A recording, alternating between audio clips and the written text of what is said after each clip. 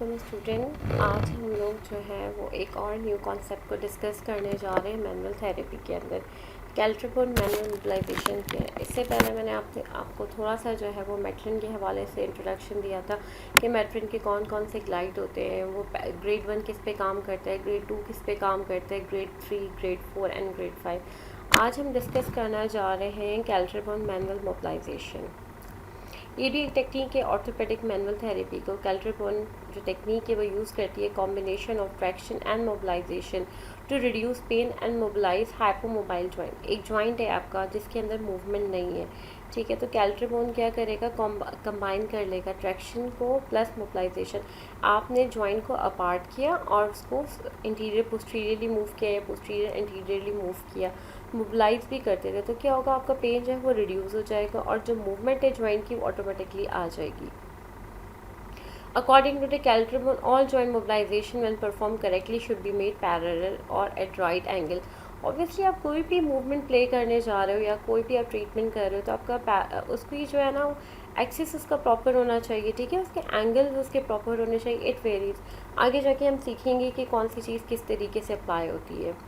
अच्छा, जो Maitland grade है जॉइंट मोबिलाइजेशन को वो डिफर करता है कैल्टरबोन से, because they are oscillations while Kaltenborn are sustained. Maitland के अंदर क्या होता है, ऑसिलेशन दे रहे होते हैं ना, to and fro motion, interior posterior हम मूव कर रहे थे, ऑसिलेशन दे रहे होते हैं, जबकि इसके अंदर क्या होता है, सस्टेन्ड, एक पोजीशन को हमने बरकरार रखा और उसी को मोबिलाइज किया। टू टाइप्स की जो है ना वो बोन मूवमेंट होती हैं आपकी, कौन कौन सी होती हैं, रोटेटरी मूवमेंट होती है, ट्रांसलेटोरिक होती है, ठीक है। रोटेटरी क्या होती है, आपकी एंगुलर होती है जिसको आप रोलिंग एंड ग्लाइडिंग कहते हो। ट्रांसलेटोरिक होती है linear, okay, in one plane, जिसके अंदर आपकी ट्रैक्शन आ जाती है, आपने किसी भी चीज़ को ट्रैक किया, कंप्रेस किया एक ही पोजीशन के ऊपर, ये ग्लाइडिंग दी। क्लियर हो गया। A common goal in orthopedic manual therapy is to restore the gliding component of all rolling glide to normalize movement mechanics. Obviously, mechanics जो है मूवमेंट की वो इतनी नॉर्मल नहीं है, आप कोई भी टेक्निक अप्लाई करोगे वो क्या करेंगे, रीस्टोर करेंगे। और जो जॉइंट रोलिंग मूवमेंट है in the absence of gliding can produce a damaging concentration of force. ये मैं आगे जाके आपको बताती हूँ कि ये किस तरीके से होती है। बेसिकली ये जो मैं भी आपको बताने जा रही है गाइडलाइन है जो आपके सामने भी ओपन हुई हुई है कैल्ट्रिबोन की। कैल्ट्रिबोन ट्रीटमेंट प्लान क्या होता है, वो बेस कर रहा होता है अवे या टूवर्ड, ठीक है, passes through the joint line right angles to line running from the axis of rotation in the convex। अभी कॉन्केव रूल क्या होता है, कॉन्वेक्स रूल क्या होता है, अपार्ट जाना क्या होता है, टुवर्ड क्या जाना होता है, ये थोड़ा सा कॉन्सेप्ट मैं भी आपसे डिस्कस करती जाती हूँ। आपको जो चीज़ याद रखनी है, ट्रांसलेटोरिक जॉइंट प्ले मूवमेंट जो है वो तीन चीज़ पे बेस करती है, वो है traction, compression and the gliding. ये तीन चीज़ें आपको पता होनी चाहिए। ट्रैक्शन क्या करते हैं, एक ही डायरेक्शन के बोन अपार्ट की, ठीक है ना, ट्रैक कर लिया। कंप्रेशन क्या होता है, उसी डायरेक्शन के अंदर आप उस बोन को क्लोज़र ले आए, ठीक है, तो ये दिस इज़ कॉल्ड कंप्रेशन। और ग्लाइडिंग क्या होती है, उसी प्लेन के अंदर टू एंड फ्रो आपने मूव किया, this is called gliding.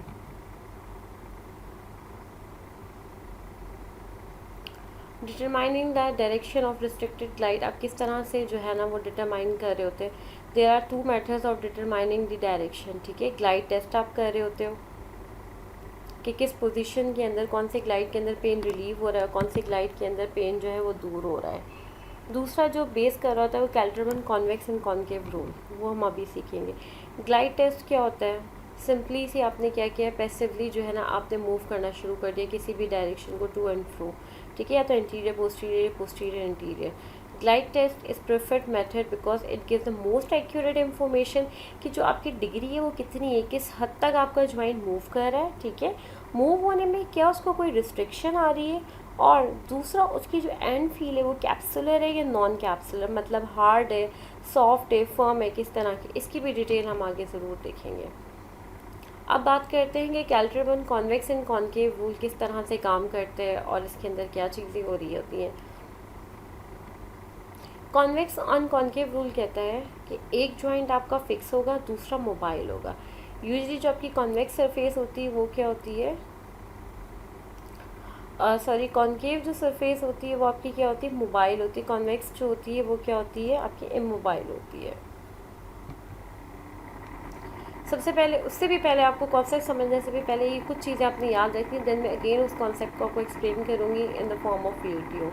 The translatoric movement of the traction and gliding are divided into 3 grades. 3 grades होते हैं। मेटलिन के कितने ग्रेड्स होते हैं, 5 ग्रेड होते हैं, 1 2 3 4 5, जिसमें 5 कौन सा होता है, उसका थ्रस्ट आप दे रहे होते हैं। These grades are determined by the amount of joint looseness or resistance in the joint. ये ग्रेड आपको क्या बताएंगे कि लूज है या रेजिस्टेंस आ रही है, टाइटनेस है, एंड रेंज पे क्या हो रहा है। दूसरा, one testing and treating joint with gliding और ट्रैक्शन, ये थोड़ा सा आपको ये भी बताएंगे। When gliding is perform the slack is taken up in the direction of joint gliding, ये भी चीज़ आप इससे सीखेंगे कि जब आप ग्लाइडिंग को परफॉर्म कर रहे होगे, ठीक है ना, तो जॉइंट मूवमेंट किस डायरेक्शन में हो रही होगी।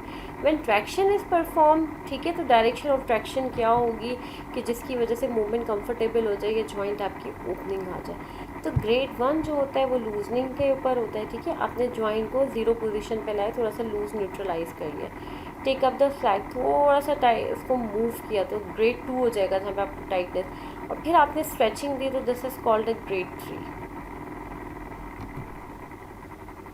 ग्रेड 1 बिल्कुल नॉर्मल होता है, मैंने कहा आपको कि इनिशियल स्टेज होता है, बिल्कुल 0 पॉइंट होता है, रेफरेंस पॉइंट होता है। ग्रेड 2 हाइपर मोबाइल से आप हाइपर मोबाइल की तरफ गए, क्योंकि इधर स्ट्रेच आप दे रहे होते हो।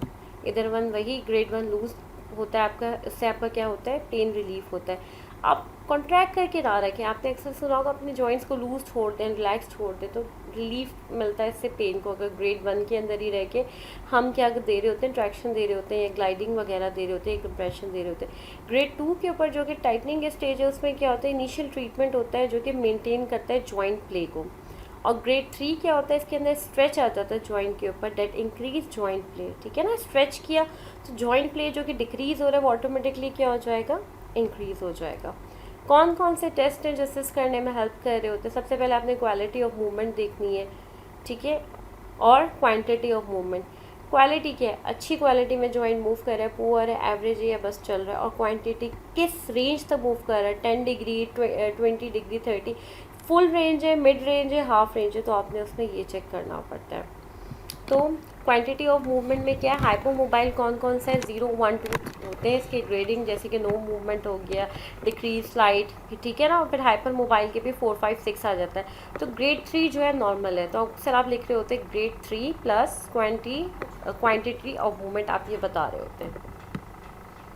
अच्छा जी, क्वालिटी ऑफ मूवमेंट 3 साइंटिस्ट ने एक्सप्लेन किए, सीरियस ने, कैल्टरबोन ने और पैरिस ने। Normally according to the Cyriax, quality of movement, किसी भी मूवमेंट की क्वालिटी क्या होती है, कैप्सुलर होना चाहिए, बोन टू बोन, ठीक है, टिश्यू अप्रॉक्सीमेशन होनी चाहिए। कैल्टरबोन कहता है नॉर्मल क्या होता है, सॉफ्ट, फर्म एंड हार्ड, ये इस टर्मिनोलॉजी के अंदर बात कर रहा होता है। आपने ये दोनों याद रखने। और एबनॉर्मल पैथोलॉजिकल क्या हो रही होती है, आप देख रहे होते हो कि कैप्सूल जो है वो अर्ली इन रेंज है, बोन टू बोन है, स्पाजम हो रहा है, ये स्प्रिंगली ब्लॉक हो रहा है, ये एम्प्टी हो रहा है। तो थोड़े से ग्रेड्स आपको याद रखने की ज़रूरत है। अब हम एंड फील के ऊपर बात कर लेते हैं कि सॉफ्ट क्या होती है, फर्म क्या होती है, हार्ड क्या होती है। सॉफ्ट क्या होती है, characteristics of the soft tissue approximation feels like squeezing 2 balloons together, ठीक है। जिस तरह से अब आप लोग अपना नी फ्लैक्स करके देखें तो आपको ऐसी फील आएगी जैसे 2 बलून आपस में एक दूसरे को रिगड़ कर रहे, टुगेदर हो रहे। फर्म क्या होती है, indicate that the joint capsule और the ligament stretch limiting the range motion. आप प्रॉपर्ली जो है ना वो रेंज ऑफ मोशन अचीव नहीं कर पा रहे, feel like stretching a leather belt, इस तरह से आप स्ट्रेच कर रहे हो और वो हो नहीं पा रही हो, ठीक है ना। हार्ड क्या होती है कि जिस तरह से 2 वुडन सरफेस एक दूसरे के आप उनको टकराओ तो जिस तरह से हार्ड फील हो रही होती है, जिस तरह से एल्बो आप अपनी एक्सटेंड करके देखोगे तो आपको बड़ी हार्ड सी टाइप की फील हो रही होगी। तो ये एंड फील आपको याद होनी चाहिए, आपके वाइविंग में काम आएगी। बोगी, स्प्रिंजी, एम्प्टी, फर्म, तो ये थोड़ी सी होती है पैथोलॉजिकल जो होती है ना, वो बोगी सी होती है, रिल बिले से हाथ पाँव, मतलब आप जॉइंट की कोई भी मूवमेंट करवा रहे होते हो तो ऐसा फील हो रहा होता है यार इसमें जान ही नहीं है, हड्डी ही रही है, इस तरह की फील आपको आ रही होती है। कौन से एलिमेंट हैं जो कि डिपेंड कर रहे होते हैं, standard anatomical movement, combine, painful arc, capsular pattern कैसा है, ये सारी चीज़ें हम कंडीशन टू कंडीशन देखते जाए। किस तरह से डिफ्रेंशिएट करेंगे कॉन्ट्रैक्टाइल रीजन्स को from non contractile lesions. Contractile lesion में क्या होगा, muscle with its tendons and attachment हम देख रहे होंगे। नॉन कॉन्ट्रेक्टाइल के अंदर हम bone, joint, capsule, ligament and bursa. अच्छा, ये चार्ट भी आपको बहुत अच्छे से याद होना चाहिए। इसके अंदर हम एक्टिव और पैसिव मूवमेंट्स करवाते हैं कि कौन कौन से रिस्ट्रिक्टेड है ऑपोजिट डायरेक्शन के अंदर, और इसके अंदर हम सेम डायरेक्शन में करवाते हैं। और कॉन्ट्रेक्टाइल में क्या होता है, लीजन के अंदर हम क्या चेक कर रहे होते हैं, passive joint play movement check कर रहे होते हैं, आप नॉर्मल एंड सिम्टम्स फ्री है कि नहीं है, और इसके अंदर ये चेक। तो आपको ये सारी चीज़ें याद होना चाहिए। आई विल ट्राई कि नेक्स्ट लेक्चर के अंदर हमारा जो है ना वो टोटली वीडियो बेस्ड हो, और ये सारी चीज़ें मैं आपको इन द फॉर्म ऑफ वीडियो दिखाती रहूँ। Differentiating muscle shortening from muscle spasm.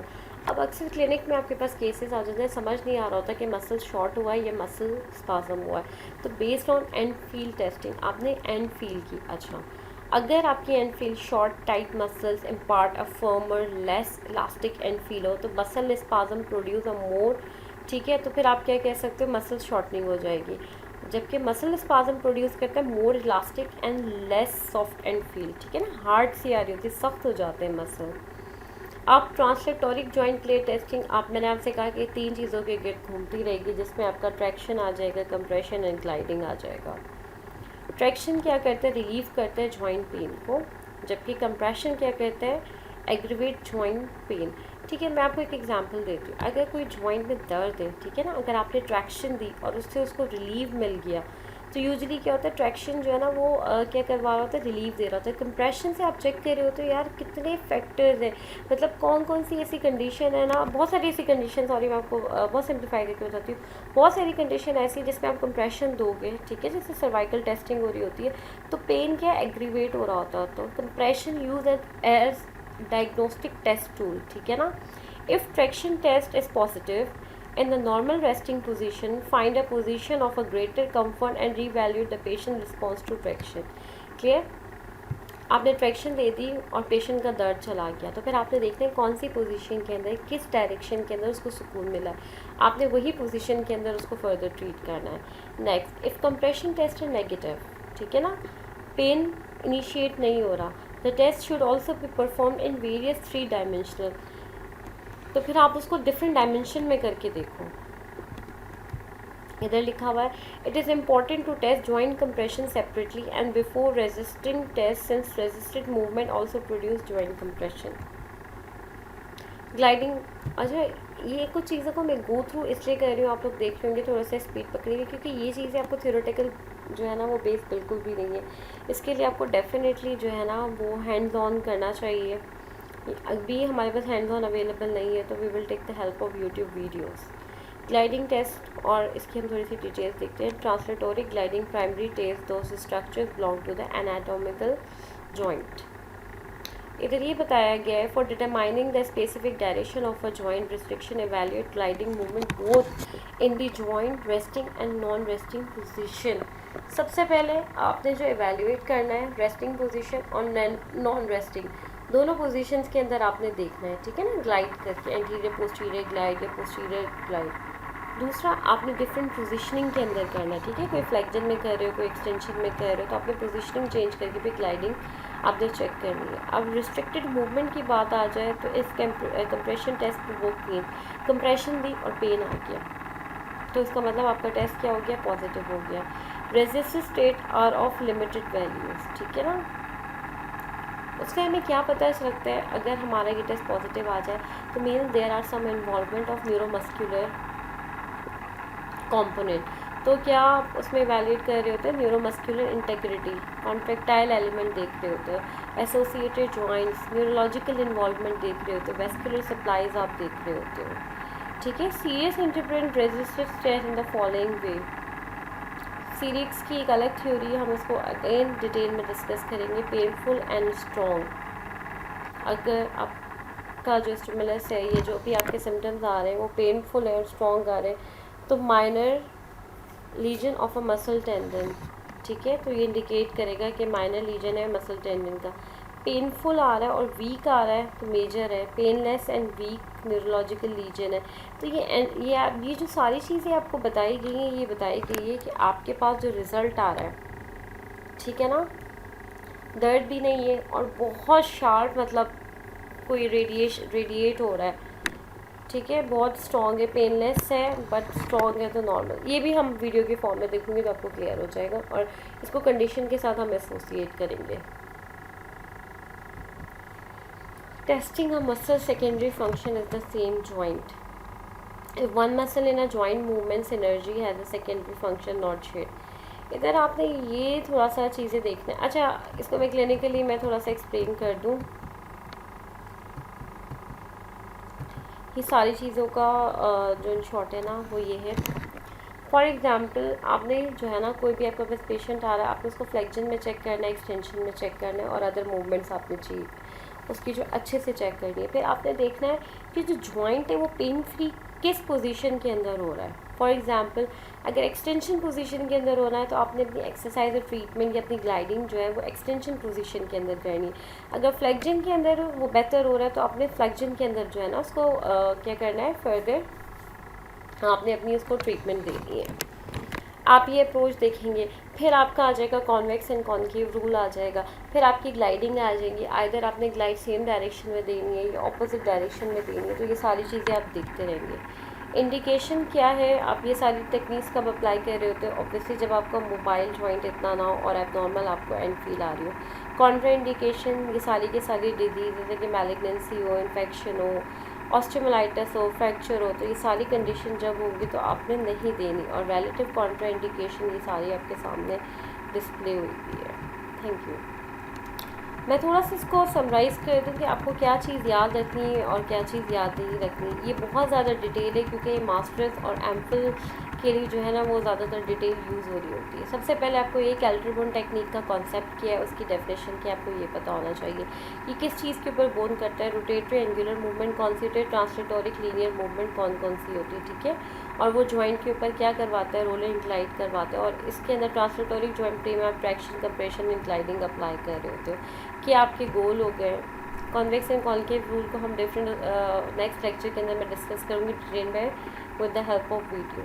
दूसरा, इसकी क्या अप्रोचेस होती है, कंप्रेशन, ट्रैक्शन और ग्लाइडिंग की क्या पोजीशनिंग होती है, आप किस तरह से जो है ना वो restricted determining the direction of restricted line आप कौन कौन से टेस्ट के ज़रिए कर सकते हैं, ये आपको पता होनी चाहिए, ठीक है। इसके इसके जो 3 ग्रेड है वो आपको पता होने चाहिए। कौन से लूजन, टाइटन और स्ट्रेच होते हैं, कौन सा ग्रेड कौन से पर्पस के लिए इस्तेमाल किया जाता है।